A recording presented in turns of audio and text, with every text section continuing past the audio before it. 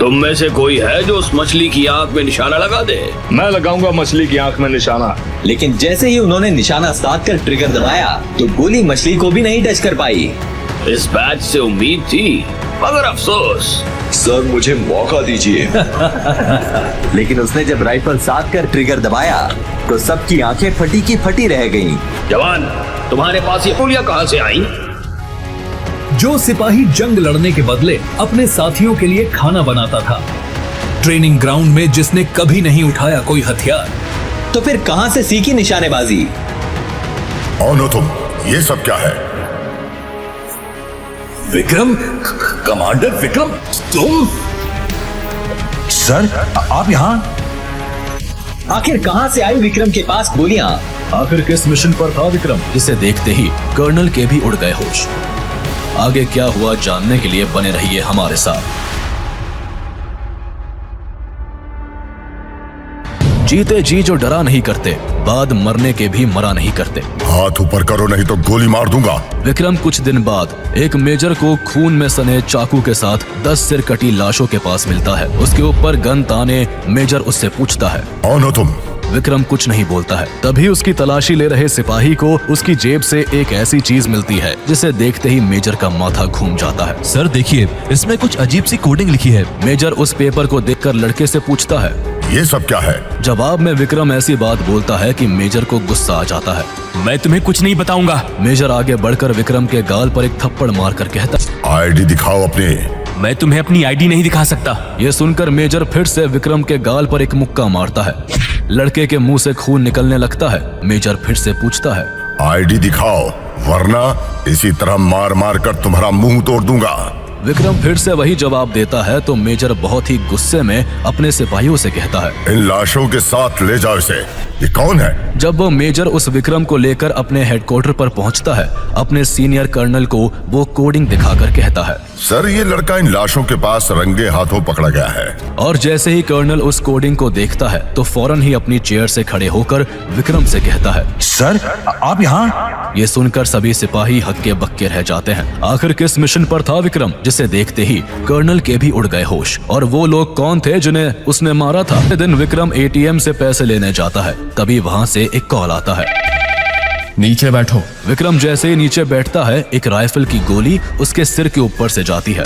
Vikram phone पर मौजूद आदमी से हड़बड़ाकर पूछता है, कौन हो तुम और मुझे कौन मारना चाहता है? कॉल पर मौजूद आदमी बताता है, मैं कौन हूँ वो जरूरी नहीं है, तुम्हारा बचना जरूरी है। ये लोग तुम्हें जिंदा नहीं छोड़ेंगे। जितनी जल्दी हो सके अपने घर पहुँचो, वहाँ तुम्हारा सामान पहुँचा दिया है। कैसा सामान? तभी विक्रम पर ताबड़तोड़ गोलियां बरसने लगती है। विक्रम अपनी बाइक से अपने घर की तरफ भागता है तो कोई आदमी कार से अंधाधुंध गोलियां बरसाते हुए उसका पीछा करने लगते हैं। विक्रम उन लोगों को चकमा देकर जब अपने घर पहुंचता है तो अंदर आते ही उसके होश उड़ जाते हैं। उसके घर पर ऑटोमेटिक राइफल्स, बॉम्ब और एक लेटेस्ट स्नाइपर गन रखी होती है। वो कुछ समझ पाता कि उसके फोन पर फिर से कॉल आती है। कौन हो तुम और मुझे कौन मारना चाहता है? सब पता चल जाएगा, पहले तुम अपनी जान बचाओ। तुम्हारे राइट साइड में 5 आदमी तुम पर निशाना लगाए खड़े हैं। सामने मेन गेट पर 10 लोग हैं और लेफ्ट में एक खतरनाक शूटर मशीन गन से तुम पर निशाना लगाए बैठा है। विक्रम जैसे खिड़की से झांक कर देखता है तो उस पर ताबड़तोड़ गोलियों की बौछार होने लगती है। विक्रम स्नाइपर गन उठाता है और मिरर में देखकर एक एक कर सबको मार देता है। और जैसे ही वो राहत की सांस लेता है तभी उसके फोन पर कॉल आती है। लेकिन इस बार फोन पर जानी पहचानी आवाज सुनकर विक्रम के होश उड़ जाते हैं। वेल डन विक्रम चौहान, तुमने पहला टास्क पूरा करके जीत लिए हैं 10 करोड़, लेकिन मौत से टकराने वाले 10 टेस्ट अभी बाकी हैं। विक्रम को दरअसल एक मिशन के लिए तैयार किया जा रहा था। उस मिशन पर जाने से पहले उसका टेस्ट था। जब टेस्ट इतना खतरनाक था तो मिशन कितना खतरनाक होगा।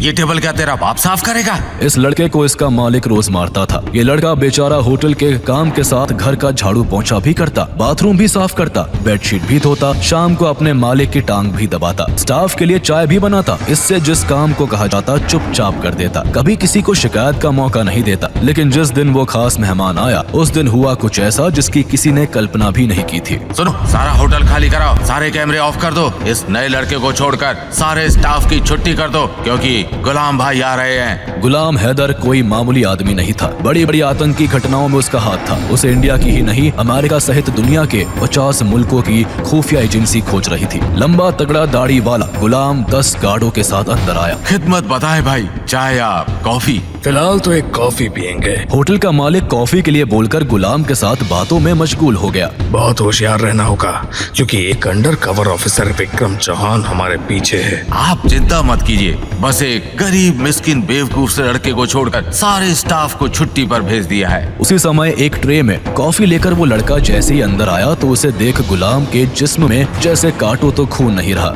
गुलाम ने फौरन अपनी गन इस लड़के पर तान कर कहा तो उसके मालिक की आंखें फटी की फटी रह गई। कमांडर विक्रम चौहान, तो तुम? फिर एक गोली की आवाज हुई और गुलाम नीचे गिर पड़ा था।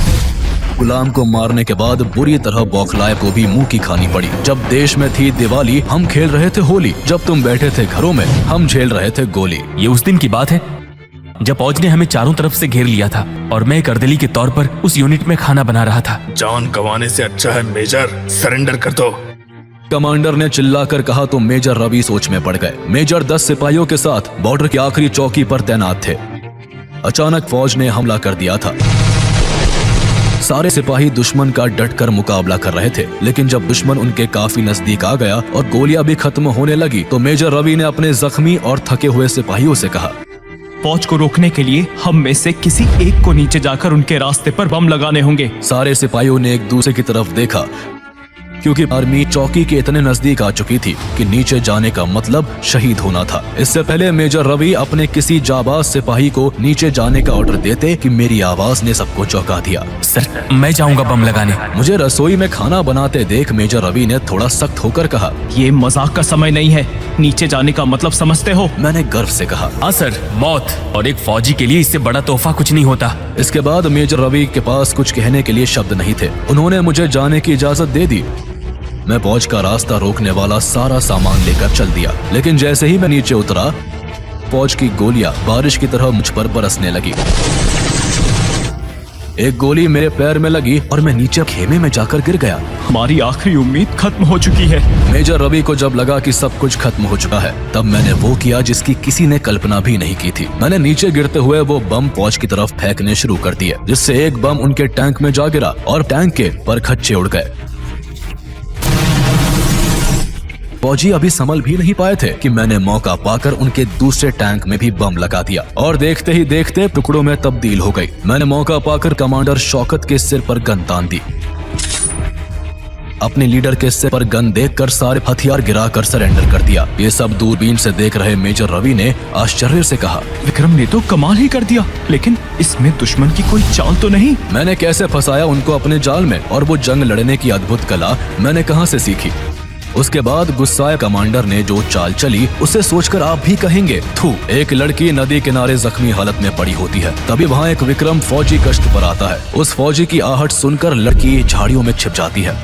फौजी विक्रम समझकर उस पर गोली चला देता है। गोली लड़की के पैर में लगती है, तभी झाड़ियों के पीछे से आवाज आती है। ये सुनकर कमांडर विक्रम सोच में पड़ जाता है। विक्रम अपने सर से चादर खोलकर झाड़ियों के पीछे फेंकता है। तुम जो भी हो, इसे पहनकर फौरन बाहर निकलो। वह लड़की जब उस काली चादर को अपने बदन पर लपेटकर बाहर निकलती है तो मानो जैसे काली बदली से कोई चांद निकल आया हो, लेकिन 2 कदम रखते ही वो लड़की बेहोश हो जाती है। कमांडर विक्रम उस लड़की को उठाकर अस्पताल में एडमिट करके अपने 2 सिपाही छोड़कर जाता है। इस लड़की के होश में आते ही मुझे बताना। विक्रम ऑफिस जाकर उस लड़की के बारे में इंटेलिजेंस से रिपोर्ट लेता है और उसे जो पता चलता है उसे सुनकर उसके होश उड़ जाते हैं। वो लड़की ISI की एजेंट निकलती है। विक्रम अस्पताल में जाकर देखता है तो वो दोनों सिपाही मर चुके होते हैं और सामने खड़ी होती है जरी। विक्रम उस पर गन तान कर कहता है, मेरे एक बटन दबाने से ये अस्पताल, वो स्कूल और वो मॉल एक साथ उड़ जाएंगे। अब समझदारी दिखाओ, अपनी गन नीचे रखो। और जैसे ही विक्रम गन नीचे रखता है, एक गोली विक्रम की पीठ में लगती है। विक्रम जैसे ही पीछे मुड़कर देखता है तो चौंक कर कहता है,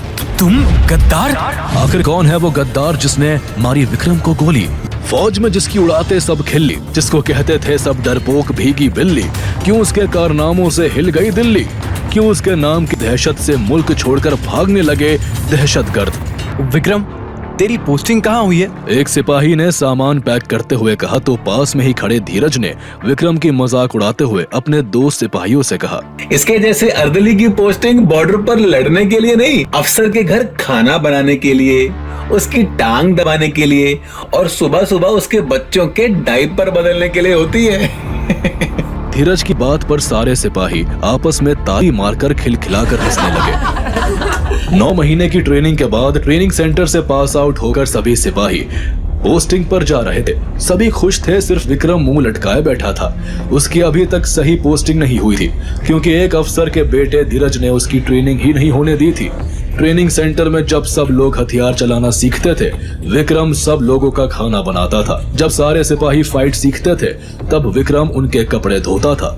लेकिन उस दिन जब सारे कैडेट्स को लेने के लिए उनकी यूनिट से ट्रेनिंग कैंप में गाड़ी आ चुकी थी, तब हुआ कुछ ऐसा जो किसी ने सपने में भी नहीं सोचा था। सुनो विक्रम, धीरज से हाथ जोड़कर माफी मांग लो। वो अपने डैड से कहकर तुम्हारी भी पोस्टिंग कहीं करा देगा। क्यों दुश्मनी करते हो? विक्रम के एक शुभचिंतक दोस्त ने कहा तो विक्रम ने भी बड़े गर्व से कहा, नहीं, मैं एक सच्चा सिपाही हूँ और एक सच्चा सिपाही गलत के आगे कभी नहीं झुकता, चाहे घर हो या फिर बॉर्डर पर। तभी उसे बड़ी अफसर के बेटे धीरज ने पीछे से आकर विक्रम के जख्मों पर नमक छिड़क कर कहा, ओ सच्चे सिपाही, हम सबका सामान उठाकर गाड़ी में कौन तेरा बाप रखेगा? विक्रम चुपचाप सबका सामान उठाकर कैडेट्स को लेने आई गाड़ियों में रखने लगा। तभी अचानक से एक हेलीकॉप्टर वहां आकर उतरा। हेलीकॉप्टर से पहले 10 सुरक्षा गार्ड उतरे। उसके बाद जनरल बख्शी हेलीकॉप्टर से निकले तो सारी यूनिट सल्यूट मारकर सावधान की पोजीशन में खड़ी हो गई, क्योंकि जनरल बख्शी कोई मामूली आदमी नहीं थे। पूरी 400 चौकियां उनके अंडर में थी। तभी ट्रेनिंग कैंप का सबसे बड़ा अफसर भागा हुआ आया और उसने सल्यूट मारकर जनरल बख्शी से पूछा, सर अचानक आप यहाँ? हाँ मेजर, मैं तुम्हारी ट्रेनिंग कैंप से अपनी यूनिट के नए कमांडेंट को लेने आया हूँ। सर, इस ट्रेनिंग सेंटर में वो खुशनसीब कौन है जिसे आप खुद लेने आए हैं? और जैसे ही उस कैंडिडेट की फाइल मेजर को दी तो उसकी आंखें फटी की फटी रह गई। सबके पांव डगमगाने लगे। किसी को भी अपने कानों पर यकीन नहीं हुआ जब मेजर ने चौंक कर कहा, क्या अर्दली विक्रम चौहान? जनरल बख्शी को विक्रम के बारे में ऐसा क्या मालूम था जो किसी को नहीं पता था?